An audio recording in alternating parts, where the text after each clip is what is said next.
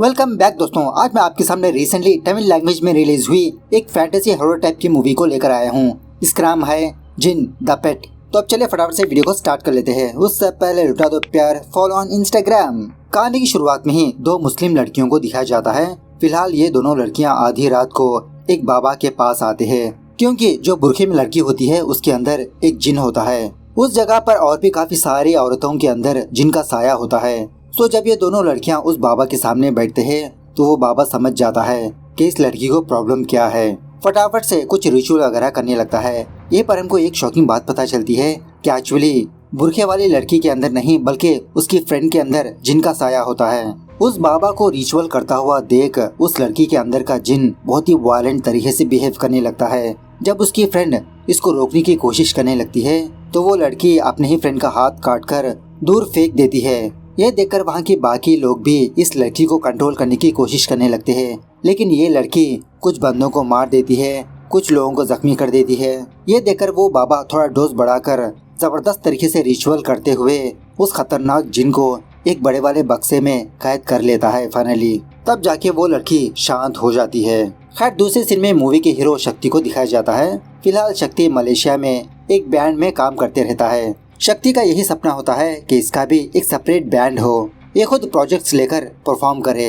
तो अच्छे से पैसे कमाने के लिए शक्ति इस मलेशिया पर आया होता है। उसके बाद शक्ति के फैमिली मेंबर्स शक्ति को फोन करके मैट्रिमोनी के कुछ लड़कियों को दिखाने लगते हैं। कहने लगते हैं अगर शक्ति तुम फटाफट से इंडिया वापस आ जाओगे तो हम तुम्हारी शादी करवा देंगे, हमारी फैमिली कंप्लीट हो जाएगी। शक्ति भी कहने लगता है हाँ पापा, 2 दिन में यहाँ का प्रोजेक्ट खत्म हो जाएगा, मैं वापस इंडिया आ जाऊंगा। शक्ति के घर में इसका फादर, इसकी दादी, इसकी दीदी, उसका जीजा और उसका बेटा होता है। शक्ति का भांजा शक्ति से हैरी पॉटर की कोई एंटीक पीस मतलब वॉच मांगने लगता है कि मामा आते वक्त वो वॉच मेरे लिए लेकर आ जाओ। सो दूसरे दिन उसी तरह से शक्ति उस हैरी पॉटर की वॉच को खरीदने के लिए एक एंटीक दुकान के पास जाता है। इस दुकान में आकर ढूंढते रहता है अरे यार ऐसी वॉच कहाँ पर मिलेगी। उसी दुकान में शक्ति एक बक्से को देखता है जो मूवी की स्टार्टिंग में दिखाया गया था, जिनको कैद किया था। जब इस बक्से को देख रहा होता है उसी वक्त शॉप का ओनर यहाँ पर आकर शक्ति से पूछने लगता है कि क्या चाहिए। शक्ति यही कहने लगता है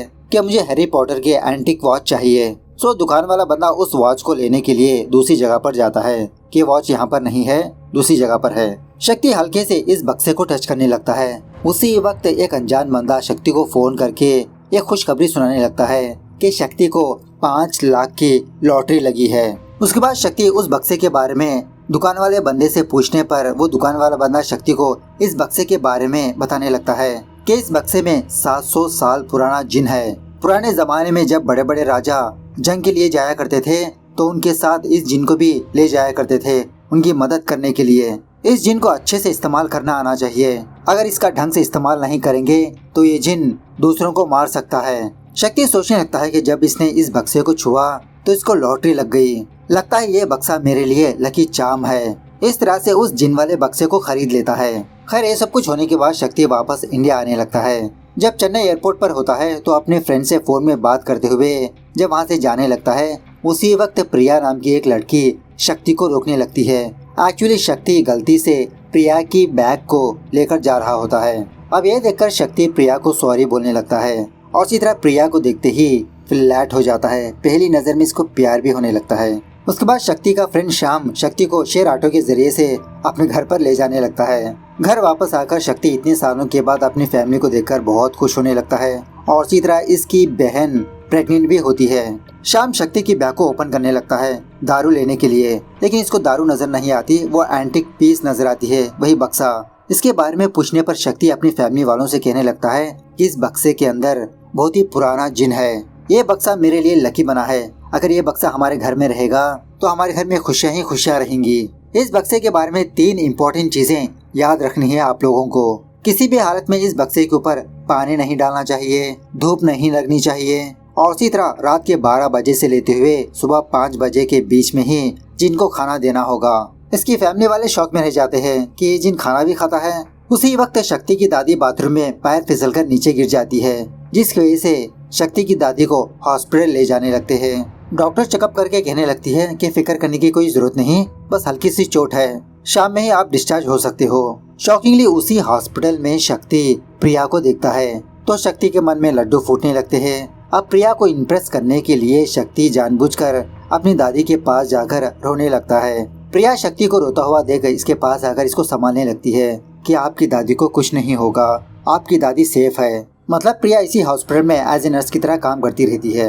खैर उसके बाद शक्ति और श्याम अपने म्यूजिक बैंड के बारे में डिस्कस करने लगते हैं। शक्ति कहने लगता है कि म्यूजिक बैंड स्टार्ट करने के लिए 10 लाख रुपए चाहिए, मेरे पास तो ऑलरेडी 5 लाख रुपए है, अब हमको एक और 5 लाख रुपए चाहिए। इस तरह से लोन लेने के लिए बैंक्स पर जाने लगते हैं, लेकिन कोई भी बैंक इसको लोन नहीं देती। कुछ फाइनेंस वाले बंदों के पास जाते हैं, लेकिन वो लोग भी इन दोनों को पैसे नहीं देते। फाइनली शाम होने के बाद ये दोनों किसी बार में आकर दारू पीते रहते हैं। तभी वहाँ का एक बंदा इन दोनों की बात को सुनकर शक्ति के पास आकर कहने लगता है, अरे भाई, मैं तुम लोगों को 5 लाख रुपए दिलाऊंगा, मेरा एक बॉस है, चलो मैं तुम दोनों को अपने बॉस के पास ले जाता हूँ। इस तरह से इन दोनों को दास नाम के एक बंदे के पास ले जाता है। उसी वक्त शक्ति अपनी बहन को फोन करके कहने लगता है कि दीदी 12 बज चुके हैं, तुम उस जिन को खाना दे दो। शक्ति की बहन डरते डरते ही एक प्लेट में बिस्किट और दूध लेकर उस बक्से के पास जाती है। इस बक्से के नीचे छोटा सा दरवाजा होता है। वो दरवाजा ओपन करते ही 2 हाथ शक्ति की बहन का गला दबोचने लगते हैं, लेकिन बाद में पता चलता है कि यह सब कुछ शक्ति की बहन का बुरा ख्वाब है। उसी वक्त टाइम देखने पर 12 बज चुके होते हैं। अब खाना तो देना पड़ेगा, तो शक्ति की बहन प्लेट में बिस्किट और दूध लेकर उस बक्से के पास जाकर उस बक्से के अंदर एक खाना रख देती है। वापस अपने बेड पर आकर यही सोचने लगती है, क्या सच में वो जिन खाना भी खाता है? कैसे खाता होगा वो खाना? इस तरह से चेक करने के लिए दोबारा उस बक्से के पास जाकर वो दरवाजा ओपन करने पर तो सच में वो खाना खाली हो चुका होता है। ये देखकर शक्ति की बहन बहुत डरने लगती है, अरे हाँ, सच में इस बक्से में जिन है। अब दूसरे दिन शक्ति को प्रिया की याद आने लगती है। शक्ति सोचने लगता है कि प्रिया तो हॉस्पिटल में काम करती है, अगर मुझे हॉस्पिटल में जाना होगा तो किसी न किसी को तो हॉस्पिटल पर ले जाना होगा। इस तरह से अपनी फैमिली वालों को ये बात पूछते रहता है, क्या तुम लोगों की तबीयत ठीक है, क्या हॉस्पिटल जाना होगा? सारे फैमिली वाले सोचने लगते हैं कि आज शक्ति को क्या हो गया, हॉस्पिटल की बड़ी याद आ रही है इसको। उसी वक्त शाम शक्ति को फोन करके किसी जगह पर बुलाता है मिलने के लिए। जब ये दोनों बातचीत कर रहे होते हैं तो उसी वक्त किसी का एक्सीडेंट हो जाता है, काफी सारी भीड़ जमा हो जाती है। जब शक्ति वहाँ पर जाता है तो शॉकिंगली वो प्रिया होती है, मतलब प्रिया का ही हल्के से एक्सीडेंट हुआ होता है। शक्ति प्रिया को देखकर बहुत खुश होने लगता है कि मैं प्रिया के पास जाने का बहाना ढूंढ रहा था और खुद प्रिया मेरे सामने आ गई। प्रिया को छोटी मोटी चोट लगने की वजह से शक्ति प्रिया को फटाफट से अपने घर पर ले जाकर इसकी मरहम पट्टी वगैरह करवाने लगता है और इसी तरह से प्रिया को अपने सारे फैमिली मेंबर से मिलवाता है। प्रिया को देखकर शक्ति की फैमिली वाले समझ जाते हैं कि शक्ति तो कुछ खिचड़ी बना रहा है। ये सब कुछ होने के बाद शक्ति प्रिया को अपनी बाइक में लेकर उसके घर के पास ड्रॉप करने के लिए जाता है। जब शक्ति वहाँ से जाने ही वाला होता है तो प्रिया शक्ति को ये बात बताने लगती है कि एक्चुअली मैं जब आपको देखकर जा रही थी उसी वक्त मेरा एक्सीडेंट हो गया। मतलब प्रिया की बातों से शक्ति को ये बात पता चलती है कि प्रिया शक्ति को लाइक कर रही है, जब इसने पहली बार एयरपोर्ट में देखा था। अब शक्ति भी प्रिया को प्रपोज करने पर इन दोनों की लव जर्नी स्टार्ट होती है। इसी दरमियान में एक दिन जब प्रिया शक्ति के घर पर जाती है तो उस बक्से में का जिन अपने हाथ बाहर निकालकर शायद प्रिया को कुछ करने वाला होता है। तभी शक्ति इस चीज को देखकर प्रिया को वहाँ से साइड में हटा देता है, लेकिन प्रिया को इसके बारे में कुछ भी नहीं बताता, उस बक्से का दरवाजा बंद कर देता है। और कुछ दिनों के बाद शक्ति और प्रिया की शादी भी हो जाती है। एक दिन हम ये देखते हैं कि उस बक्से में का जिन अपने बक्से से बाहर आकर सारा घर घूम रहा है। जब शक्ति का फादर टीवी देख रहा होता है तो टीवी में के चैनल्स अपने आप चेंज होने लगते हैं। शक्ति का फादर बार बार चैनल चेंज करने पर दोबारा वही चैनल चेंज होते रहता है। ये देखकर जब शक्ति का फादर बगल में देखता है तो इसके बगल में वो जिन बैठा होता है। ये देखकर शक्ति का फादर डर के मारे हल्के से वहाँ से खिसक लेता है। एक्चुअली टीवी में यही न्यूज चलती रहती है कि बहुत बड़े बिजनेसमैन राधा कृष्णा हॉस्पिटल में एडमिट हो चुके हैं, फिलहाल उनका ट्रीटमेंट चल रहा है। थोड़ी देर के बाद शाम भी उस टीवी के सामने आकर रिमोट लेकर चैनल चेंज करते रहता है, लेकिन दोबारा वो जिन दूसरा चैनल चेंज करने लगता है। ऐसे करते करते शाम को भी वो जिन नजर आने पर ये शाम भी डर के मारे सोफे के पीछे जाकर छुपने लगता है। एट द सेम टाइम जब शक्ति सो रहा होता है तो शक्ति को एक अजीब का ख्वाब नजर आता है। उस ख्वाब में प्रिया एज ए रानी की तरह नजर आती है। झटके से शक्ति की नींद खुल जाती है। दूसरे दिन शाम स्नान करके बाथरूम से बाहर आकर जब अपने सर को साफ कर रहा होता है तो थोड़ा सा पानी उस बक्से के ऊपर गिर जाता है, जिसकी वजह से उस बक्से में का जिन गुस्से में आकर शाम को बहुत डराने लगता है। कुछ हॉरर इंसिडेंट्स पेश आने लगते हैं इसके साथ। उसके बाद जब शक्ति का जीजा अपने काम पर जा रहा होता है तो उसका छोटा सा एक्सीडेंट हो जाता है। ज्यादा चोट नहीं लगती, फटाफट से वो वापस अपने घर पर आ जाता है। अब ये सारी चीजें देखकर शक्ति की फैमिली शक्ति से कहने लगते हैं कि जब से ये जिन का बक्सा हमारे घर पर आया है, घर में अजीब अजीब की घटनाएं पेश आ रही है। हो सकता है कि ये जिन तुम्हारे लिए लकी हो, लेकिन हमारे लिए नहीं शक्ति। जितना जल्दी हो सके उतना जल्दी इस बक्से को बाहर फेंक दो। घर में रहने के लिए हम डर रहे हैं, पता नहीं कब किस वक्त वो जिन हमारे बगल में आकर बैठ जाए। सो बाद में शक्ति अपने फ्रेंड शाम से इसी के बारे में बात करने लगता है कि मेरी फैमिली मेंबर सच कह रहे हैं, वो बक्सा मेरे लिए लकी है लेकिन मेरी फैमिली के लिए नहीं। इस बक्से की वजह से मेरी फैमिली वाले बहुत डर रहे हैं। अब मुझे उस बक्से से छुटकारा लेना होगा। दूसरी तरफ उस दास नाम के बंदे को दिखाया जाता है, वही शक्ति जिस बंदे के पास 5 लाख रुपए पैसे लिया था। पता चलता है कि कुछ महीनों से शक्ति ने अभी तक इंटरेस्ट पे नहीं किया। दास अपने आदमियों से कहने लगता है कि कल तुम लोग उस शक्ति के पास जाकर हमारे स्टाइल में अच्छे से सबक सिखाओ। ये साले पैसे लेते हैं और भूल जाते हैं पैसे देना। दूसरे दिन शक्ति उस जिन के बक्से से छुटकारा हासिल करने के लिए इस बक्से को एक तांत्रिक के पास ले जाता है। जो हुआ वो सारी बात बताने लगता है। तो वो तांत्रिक कुछ मंत्र वगैरह पढ़ के उस जिन को शांत कर देता है। मतलब वो जिन उस बक्से से बाहर ना आए इस तरह से कैद कर देता है। उस जिन की शक्ति कम करके शक्ति को दे देता है। शक्ति जब वहाँ से वापस आ रहा होता है तो उस दास के आदमी शक्ति की गाड़ी को रुकाकर बहुत मारने पीटने लगते हैं कि तुमने 2 महीनों से पैसे पे नहीं किया, सारे तुम पैसे कब पे करोगे। शक्ति समझाते रहता है, अरे भाई घर में कुछ प्रॉब्लम चल रही थी। इसी दरमियान में शक्ति की गाड़ी अपने आप हिलने लगती है। वो गुंडे यही सोचने लगते हैं कि गाड़ी के अंदर कोई एक और बंदा है। इस तरह से जब गाड़ी का दरवाजा ओपन करता है एक बंदा, तो वो जिन अपनी शक्ति की मदद से उस बंदे को दूर पटक देता है। ये देखकर बाकी लोग भी जब गाड़ी के पास जाते हैं, मतलब गाड़ी के अंदर झांकने लगते हैं, तो वो जिन उन सारे गुंडों को मार पीट कर वहाँ से भगा देता है। उसी वक्त शाम शक्ति को फोन करके फटाफट से हॉस्पिटल पर बुलाने लगता है। तो शक्ति उस बक्से को अपने घर में रखकर हॉस्पिटल पर जाने लगता है। पता चलता है कि इसकी बहन को बेटा पैदा हुआ। शक्ति एक और बार मामा बना। बहुत खुश होने लगते हैं फैमिली वाले। थोड़ी देर के बाद सारे फैमिली मेंबर्स वापस अपने घर पर आने लगते हैं। अंदर का नजारा देखकर शॉक में रह जाते हैं, क्योंकि घर के अंदर प्रिया बहुत ही जख्मी हालत में नीचे पड़ी होती है। इसके सर को जबरदस्त चोट आई होती है और उसी तरह प्रिया का थोड़ा खून उस जिन वाले बक्से पर भी होता है। ये देखकर शक्ति की दादी शक्ति को डांटने लगती है कि मैंने तुमसे पहले भी कहा कि उस बक्से को बाहर फेंक दो। अब ये देखो कि उस जिन ने प्रिया पर हमला किया। सो शक्ति को भी गुस्सा आकर उस जिन वाले बक्से को अपने घर से बाहर फेंक देता है कि ये बक्सा मेरे फैमिली के लिए नुकसानदायक है। तो जब बाहर फेंकता है तो इस बक्से के सारे धागे टूटकर वो जिन सच में आजाद हो जाता है। मतलब अब तक इस बक्से से इस जिन की शक्ति बाहर आ रही थी, लेकिन अब ये जिन खुद उस बक्से से बाहर आ गया। खैर उसके बाद शक्ति की फैमिली वाले प्रिया को फटाफट से हॉस्पिटल में एडमिट करने लगते हैं। पता चलता है कि प्रिया की जान को तो खतरा नहीं, लेकिन सर पर जोरदार चोट लगने की वजह से प्रिया कोमा में है। थोड़ी देर के बाद शक्ति के सारे फैमिली मेंबर्स हॉस्पिटल से चले जाते हैं। शक्ति अकेला ही प्रिया की देखरेख करने के लिए वहीं पर रहता है। रात होने के बाद हम ये देखता है कि कोई अनजान बंदा प्रिया के पास आकर उसका ऑक्सीजन मास्क निकाल देता है। उसी वक्त वो जिन शक्ति की बॉडी में आकर फटाफट से प्रिया के पास आकर उसकी जान को बचाने लगता है। जब इसकी बॉडी से बाहर चला जाता है तो शक्ति तो शॉक में रह जाता है कि मैं यहाँ पर कैसे आया। उसी वक्त उस जिन की आवाज शक्ति को सुनाई देने लगती है। कहने लगता है कि राजा, मैंने रानी की जान को बचा लिया। अगर मैं टाइम पर नहीं आता तो रानी मर चुकी होती। शक्ति समझ जाता है कि ये वॉइस जिन की ही है। पूछने लगता है कि तुम यहाँ पर कैसे आए। तो वो जिन शक्ति के सामने प्रकट होते हुए कहने लगता है कि राजा, ये सब कुछ मैं आपको बाद में बताऊंगा। जो बंदा रानी को मारना चाहता था वो अभी अभी यहाँ से बाहर गया है। चलिए हम दोनों फटाफट से उसको पकड़ लेते हैं। शक्ति कहने लगता है कि कौन है वो बंदा, मुझे दिखाओ, मैं खुद उसकी धुलाई कर दूंगा। सो जिन शक्ति को उस बंदे को दिखाने लगता है। शक्ति पूछने लगता है कि क्यों तुम प्रिया को मारना चाहते थे, लेकिन वो बंदा शक्ति की बहुत धुलाई करने लगता है। शायद इस बंदे को कुंफू कराटे आती है।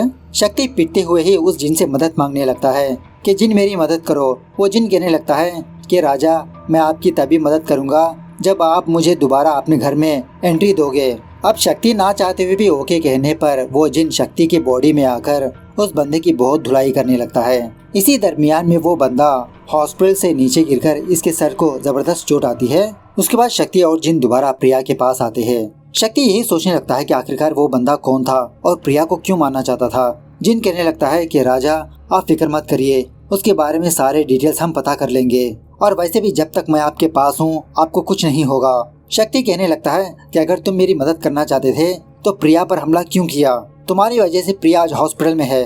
जिन कहने लगता है कि राजा, प्रिया पर हमला करने वाला मैं नहीं, कुछ गुंडे घर पर आकर रानी को बहुत मारने पीटने लगे। वही रानी का खून मेरे बक्से पर पड़ा। जब आप मुझे उस बाबा के पास ले जाकर वापस मुझे अपने घर पर लाए तो मैं अपने घर में ही सो गया।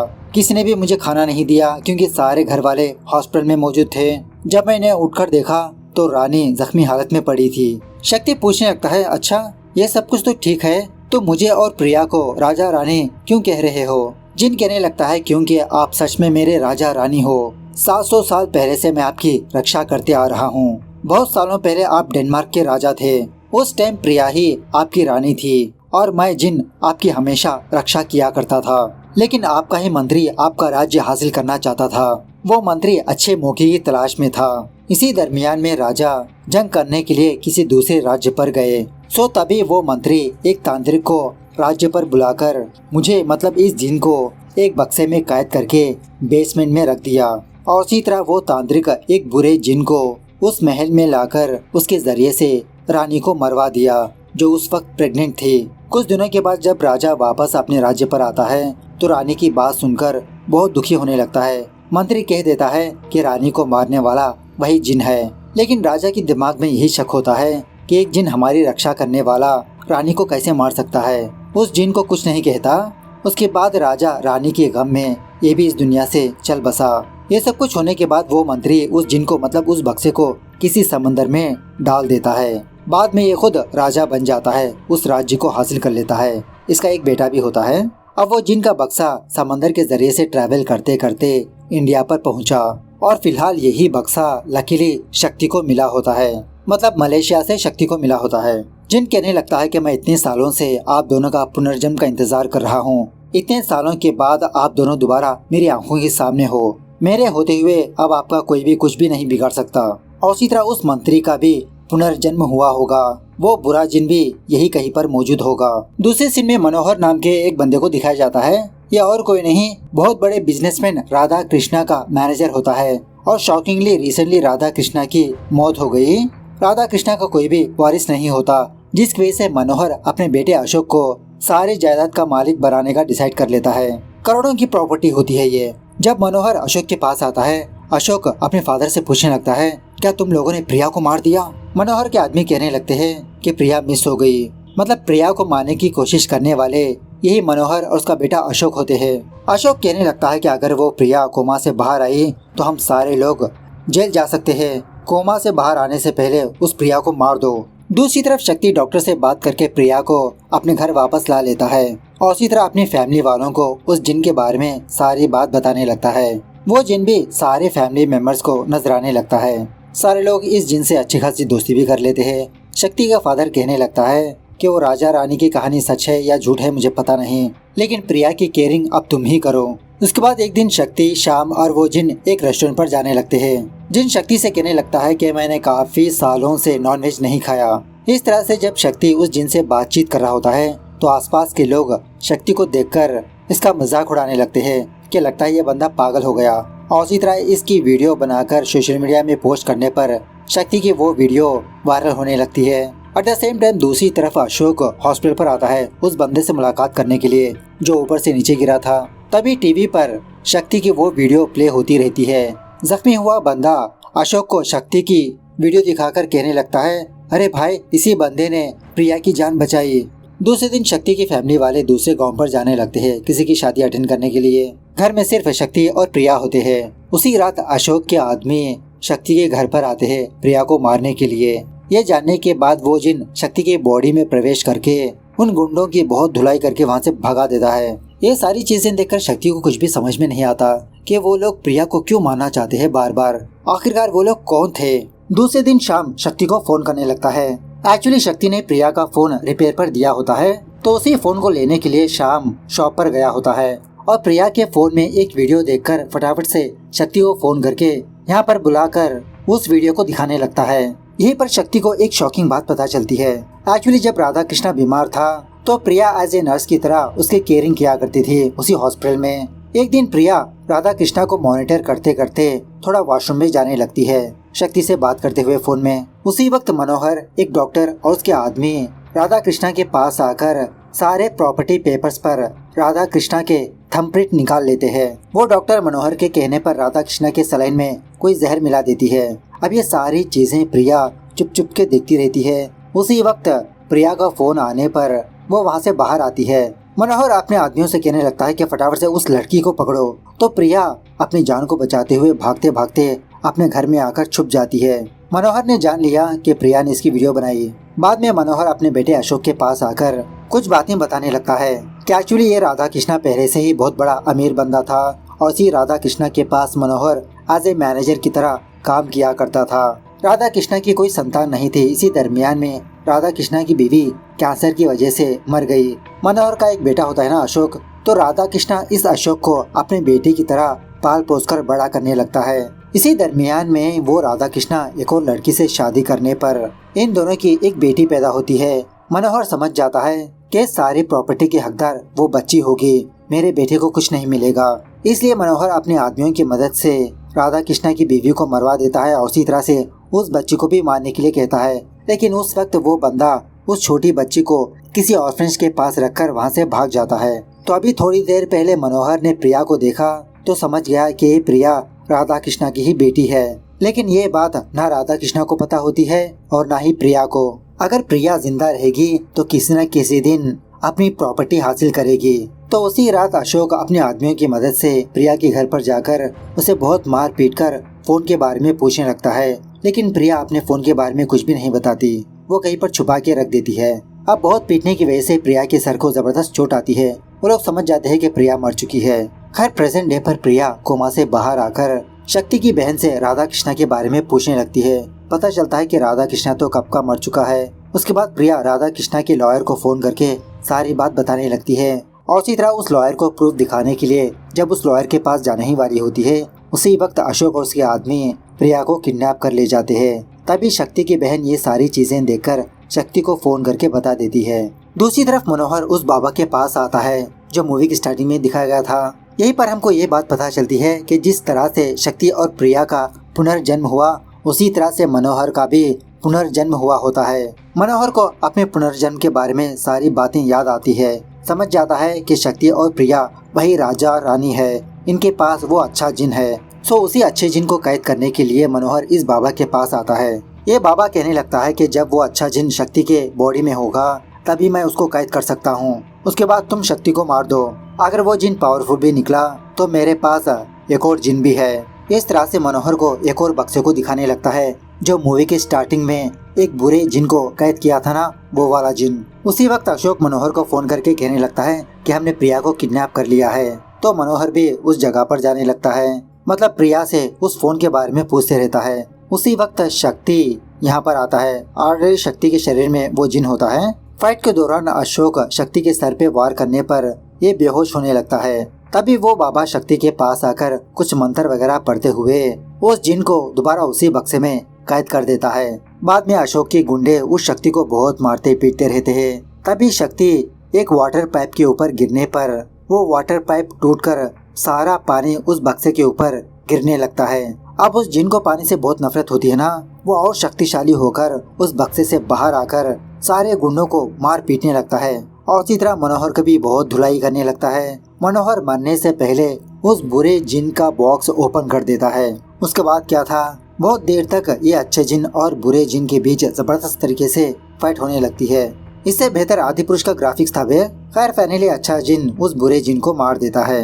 इस तरह से फाइनली ये मूवी यहाँ पर दी एंड होती है। सो मूवी कैसे लगी कमेंट करके बताना जरूर। मिलता है अगली वीडियो में, तब तक take care, bye bye, see you soon.